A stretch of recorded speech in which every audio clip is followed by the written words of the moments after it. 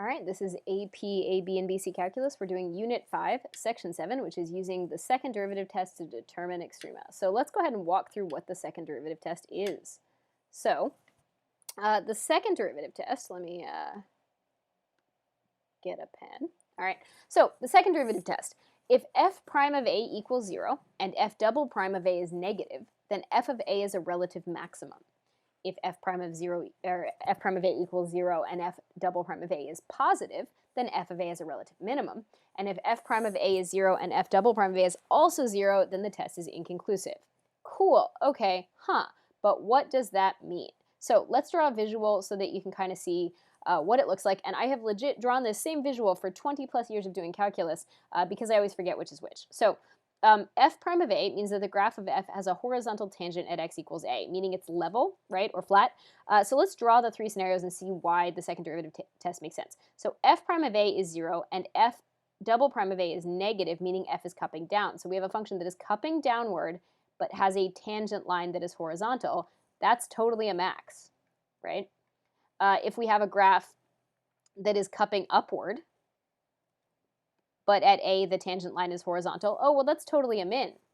And if we have a graph that has a horizontal tangent line, but also has f double prime equal to 0, then we probably have a saddle. So, so it's inconclusive because it might be a saddle. Maybe a saddle, maybe not. But the point is that we're not allowed to apply the second derivative test because the second derivative test only works if f double prime of a is positive or negative. So, so that's really what we're looking at here. So let's walk through some second derivative test problems. Use the second derivative to determine if f of x has a maximum or minimum at the given x value. If the test cannot be applied or is inconclusive, explain why. So in order to apply the second derivative test, I need for f prime of 0 to be 0. So is f prime of 0, 0? Because if it's not, I can't apply the test. And then I need to find the sign of f double prime of 0, okay? So that's what this is asking me to do. So let's go ahead and find f prime first. So the derivative of arctan of x squared, right, is going to be 1 over 1 plus that x squared squared times the derivative of the x squared. So essentially, I get 2x over a 1 plus an x to the fourth. So I have to double check that is f prime of 0 equal to 0? Well, that would be 0 over 1, so yep, okay. So I can rule out that cannot be applied. Not an issue. Now I need to differentiate again, and when I differentiate again, I'm going to have a high function and a low function because this is now a quotient rule. So f double prime of x is going to be low, d high, minus high, d low, draw the line, square the low. Now remember, you're not being asked to clean this up in any way, shape, or form. You just need to know the sign of f double prime of 0. So if I were you, I would not clean up anything, right? So I would say, cool, f double prime of 0 then is a 1 times a 2 minus a bunch of 0 all over a 1 quantity squared. That's a 2 over 1, which is just a 2, which is greater than 0. So since f prime of 0 is 0, and f double prime of 0 is greater than 0, right? Concave up, flat, it's a min. So actually, let's do better. F of 0 is a minimum. And we can be extra safe and say it's a relative minimum. So again, concave up, flat at the bottom, that's a min, okay? All right. Go ahead and give this one a try. Same idea. I'm asking you at x equals 0. You're either telling me that you're telling me whether it's a max or min by the second derivative test, or you're telling me why I can't apply the second derivative test, or why the second derivative test is inconclusive. So I need f prime first, right? F prime is going to be a 15x squared minus a 24x to the 7th, plus an 8x. Yeah, that checks out. So I double check that f prime of 0 is 0, and sure enough, that's 0 plus 0 plus 0, which is 0. Check. I can rule out they cannot be applied. Now I need f double prime of x, right? That's going to be 30x minus, I don't actually care what 24 times 7 is, and I'm gonna explain that in a sec, but I really couldn't possibly care less, plus an 8, right?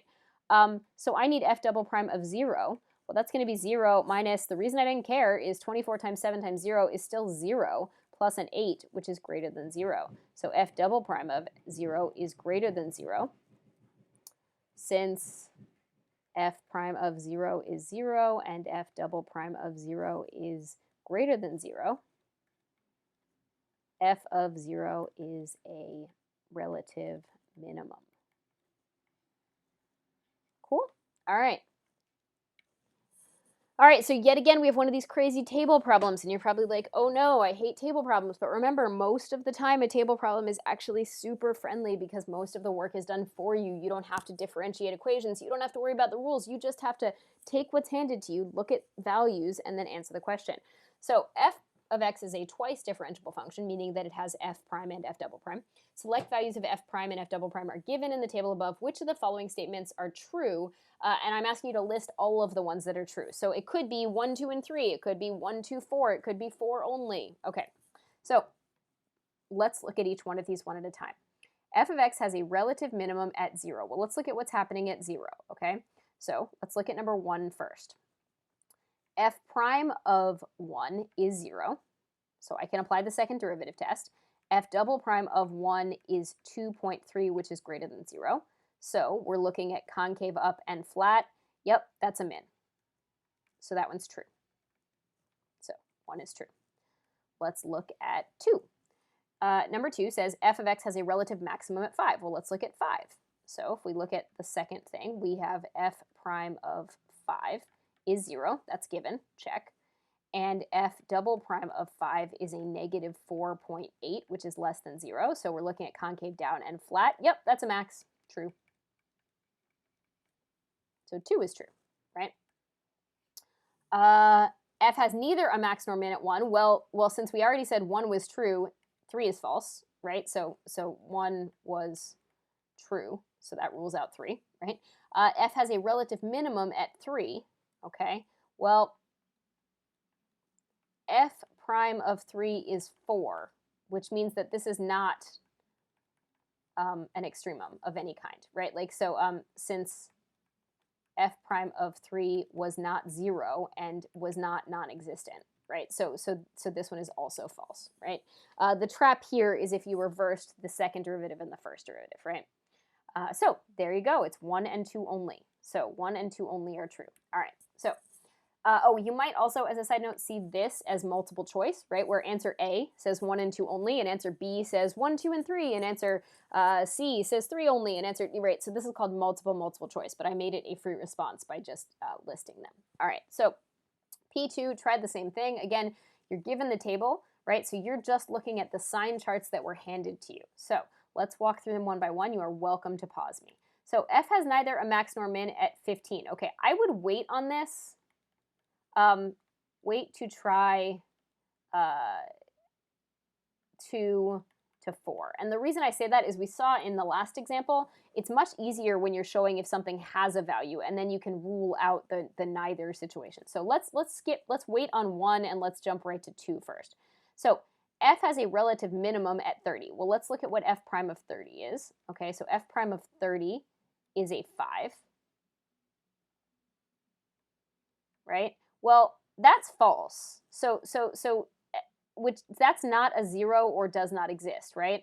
So so this is neither, right? This is not, it's not extremum material, right? Like in order to be, we've seen from the extreme value theorem, or rather we've seen from the first derivative test and a bunch of other things, that to be an extreme value, you have to be a critical point, and this is not a critical point. So 2 is definitely false, right? Let's look at 3. Okay, so 2 is false. 3, F has a relative minimum at 45. Okay, well, let's look at 45. So at 45, F prime of 45 is 0, and F double prime of 45 is a 12, which is greater than 0. So we're looking at concave up and flat. Yep, that's a min. Okay, so 3 is definitely true, right? And the reason I said to wait is because 1 and 4 are going to be related, right? So if you wait till you do 4, 1 and 4 are going to be related, because if 4 is true, if you have a maximum at 15, well, then 1 is false. And if 1 is true, then 4 is false. So they're definitely related, right? Because they're essentially opposite sayings, right? So we know that f prime of 15 is 0, and f double prime of 15 is a negative 7.4, which is less than 0, right? So we're talking concave down and flat. Oh, hey, that's a max, right? So 4 is true, which means 1 is false. Because if 4 says that there is a relative max at 15 and 1 says there is no max, then obviously they can't be the same statement. All right, cool. All right, so quick thing, and then we're done with this video. Why pick the second derivative test? So I'm not someone who just naturally jumps right into the second derivative test. I do it for a couple specific reasons. Number one, you are expressly asked to use it. So here, not here, there, you were asked to use the second derivative. Great. Number two, it is clearly set up because I'm given values of f prime where I already know, or sorry, f double prime, where I know that f prime is 0. Well, look here, right? I'm given values of f double prime where I already know that f prime is 0. Values of f double prime where I already know f prime is 0. So that's set up for the second derivative test.